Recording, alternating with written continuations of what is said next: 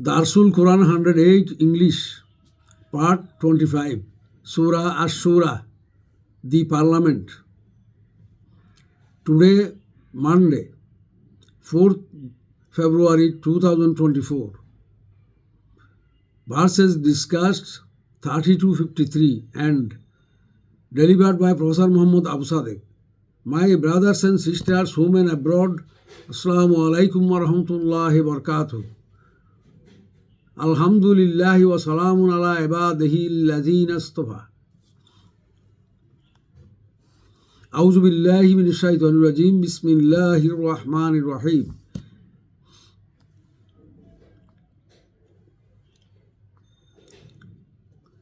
It is said in the verses 30 to 35, Allah slashed the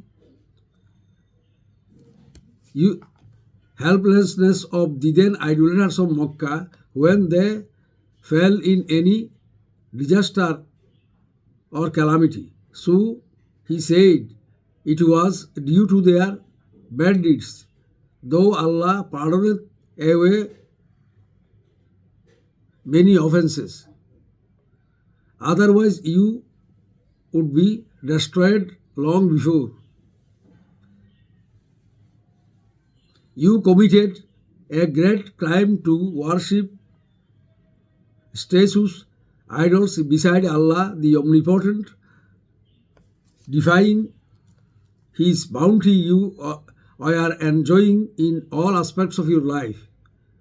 On the other hand, the calamities would fall on you for your crime and offenses you commit daily. Then you saw your fake gods could not save you from the disaster. Still you fail to know Allah, the Almighty, the Wise. But the calamities or any disaster fall on the pious persons are not the curse of Allah, but a curing of their fault or sins. According to Hadith, even a pinching of a thorn to them is also the remedy of their crimes or sin. Here Allah mentioned risky journey by ship in the Red Sea by the then idolaters of Makkah, that when he stopped the blow of wind, then those ships would be stopped still in the sea. Then they became very much helpless, and even those ships might drown due to their sins, to feel them their extreme helplessness against Allah. But the believers endured during disaster and remain grateful to Allah during comfort.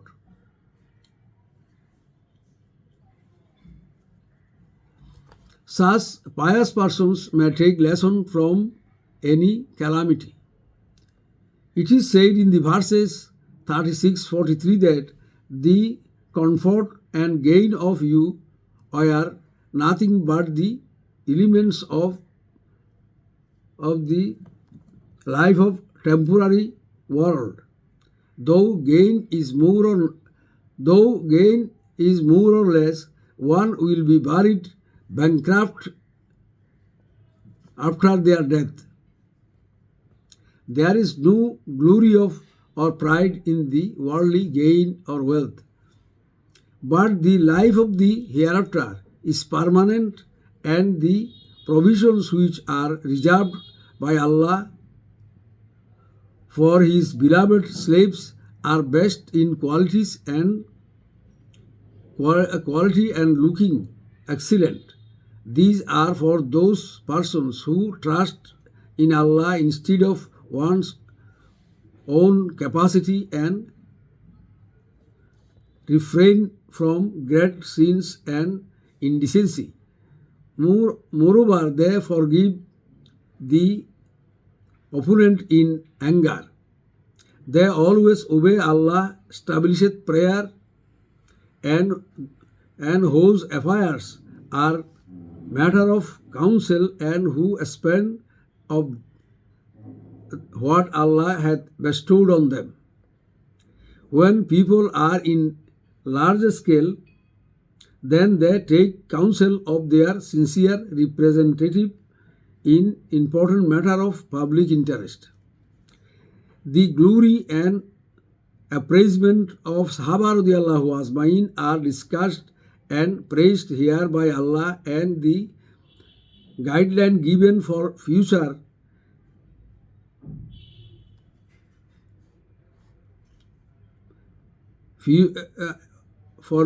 are equally applicable for later preachers and strivers in the way of Allah up to doomsday. The necessary oath and counsels are: 1. They trust in Allah in all aspects of life and do not depend on their own capacity. 2. They refrain from great sins, kabira, and indecency. All sins are included in kabira sins, great sins, but the indecency is more harmful and contagious, that is adultery and its components. So it is mentioned separately. 3. They forgive others in anger. It is the best quality of fair character, because people lose their sense in crucial anger. So Allah praised the glory of the pious and sincere believers, that they do not lose their temper in anger and forgive others, though they have right to take retaliation. 4. They answer the call of Allah, though it is in favor or against their mindset. It includes all compulsory and optional deeds and abstain from forbidden and ignorable indecency. Within compulsory worship, salat is very important. So it is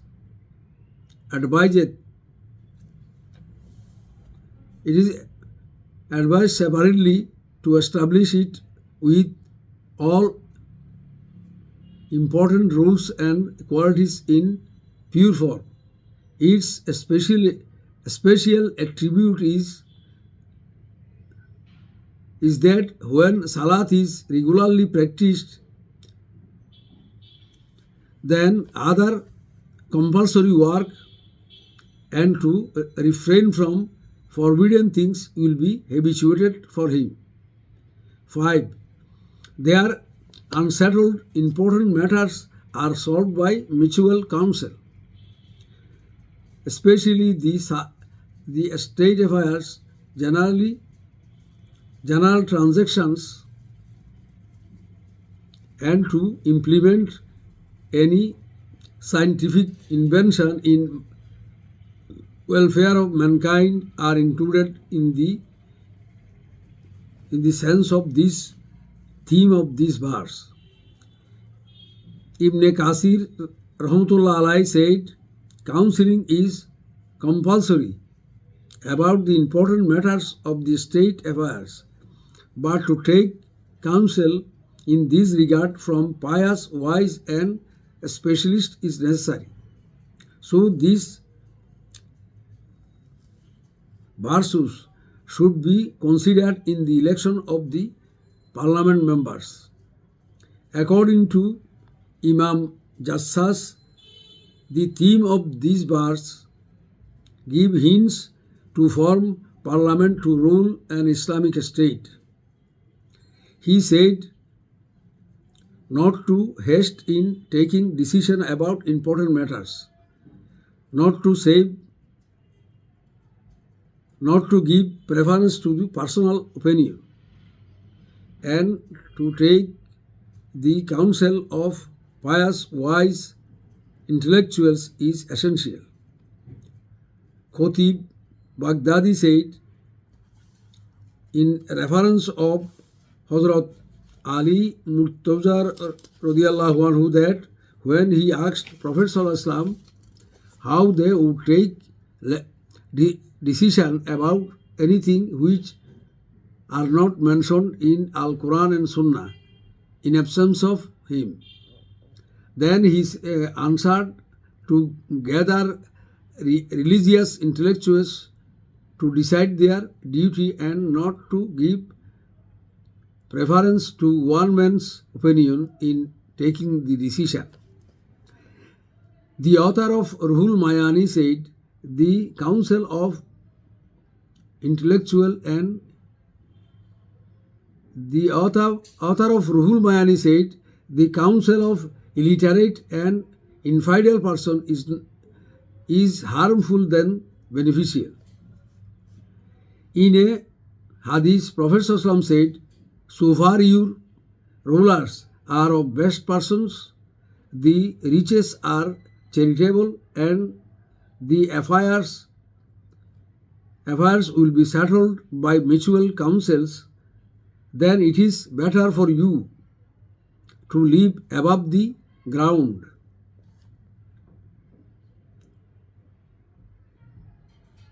But if your rulers are of wicked persons, the riches are misers, and your administration will be handed over to the women folk, then it is better for you to go under the ground, that is to die is better for you.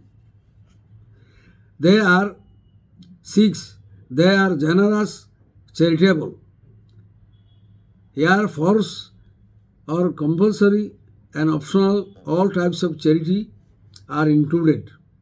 Generally, zakat is mentioned after salat in Al-Quran. But here the mutual counseling is mentioned before salat. Probably it may give insinuation of taking counsel in congregation of salat in mosque. That is hint of the formation of parliament for the Muslim state is given in this verse, Ruhul Mayani. 7. They take retaliation of equal extent and not transgress the limit in this regard. That is to take retaliation is better when in any particular case in which tyranny may increase if the criminal be pardoned, but the retaliation should not be sinful or indecency, as for example adultery for adultery, etc. So it is said in the next verse that the exchange of an ill deed is in ill like thereof. But whosoever pardoneth and amendeth his ways is affair of Allah. That is, the forgiveness is better. According to Abu Bakr ibn Arabi and Qurtubi, to take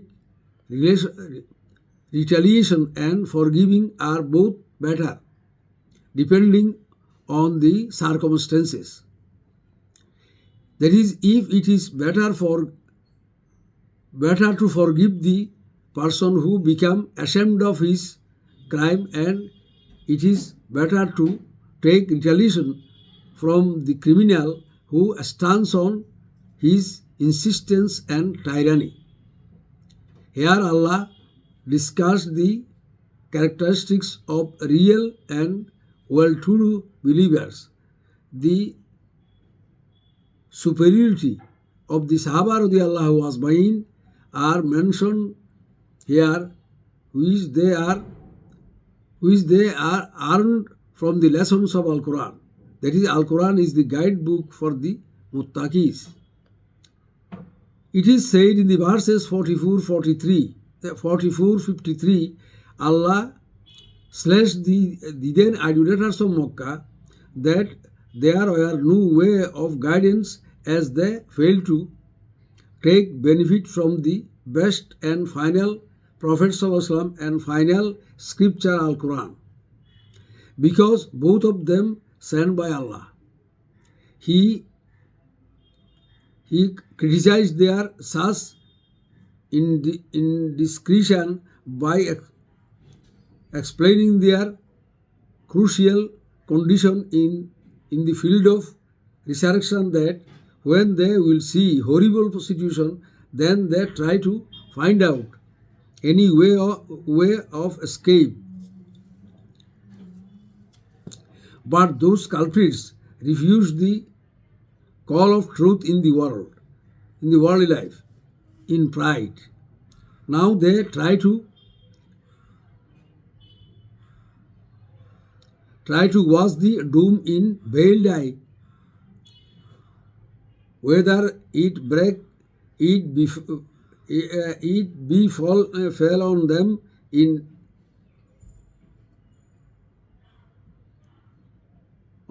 in the field of justice. Then the believers will contempt and say, these are the eternal losers who lose themselves and their kinsfolk on the day of resurrection. That is, the wrongdoers shall be given everlasting torment of hell fire.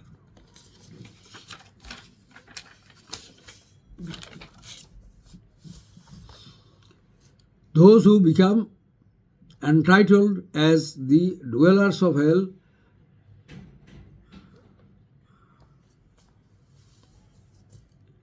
for a defiance of the guidance of Allah, when none can rescue them from the devastating doom.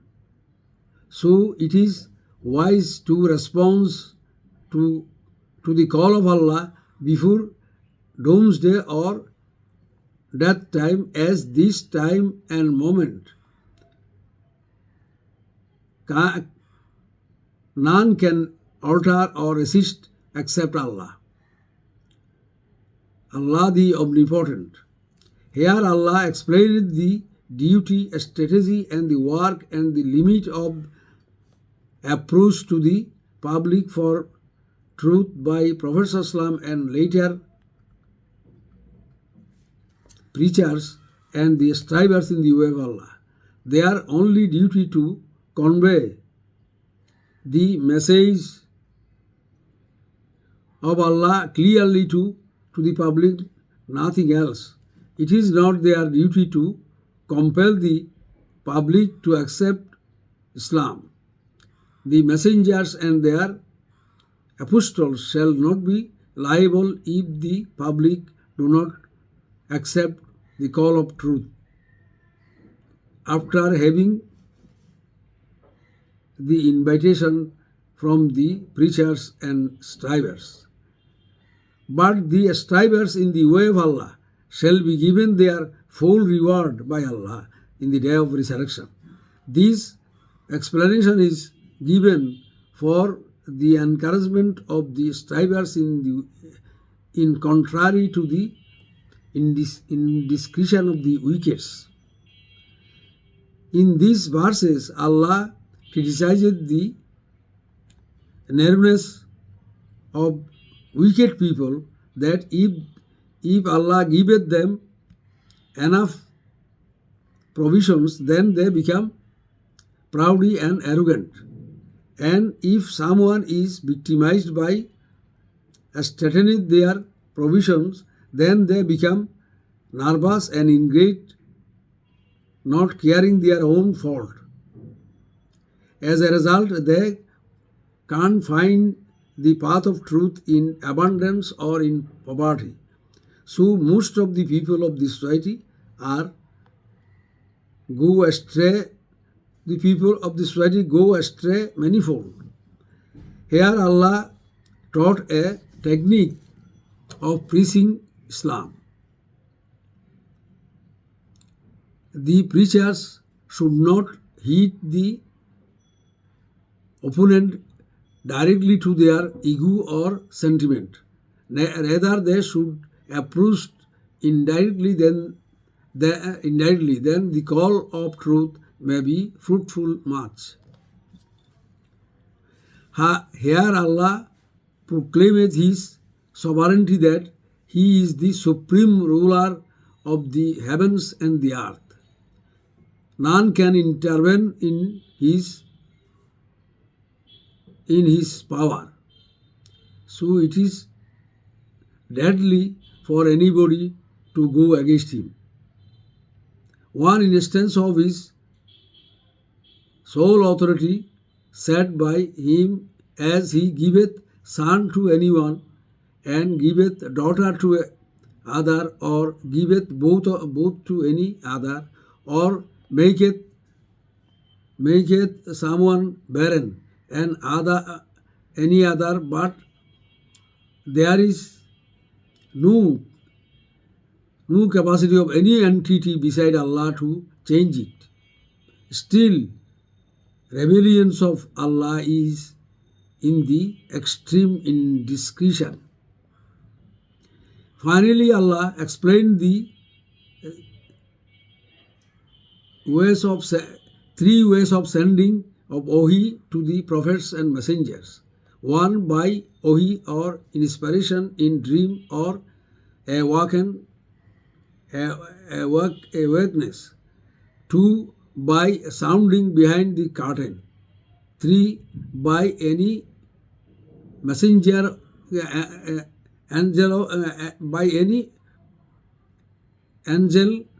messenger angel, or as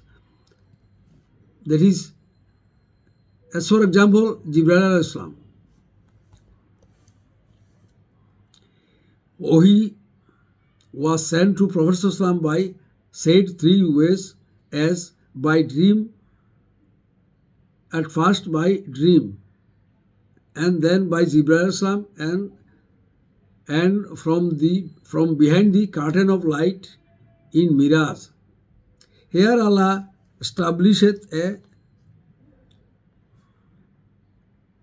abolished a misunderstanding that Al-Quran first, or faith, as some preachers insisted people to study or attain faith first, then study Al-Quran. But here Allah proclaimed that Prophet ﷺ did not know what is scripture or what is faith or iman, until and unless He sent wahi, that is Qur'an, to him. We think Al-Quran is the complete syllabus of faith. That is why 97 surahs out of 114 surahs were revealed in Makkah to teach faith to Sahaba radiyallahu ajma'in. No good deed will be accepted by Allah which is done without iman. None will cross Pulsirat without the recommendation of Al-Quran, which is confirmed by Allah. Finally, I ask all the people of the world to accept Islam, the only chosen religion of Allah, the solution of all the problems of mankind. Ameen, summa ameen.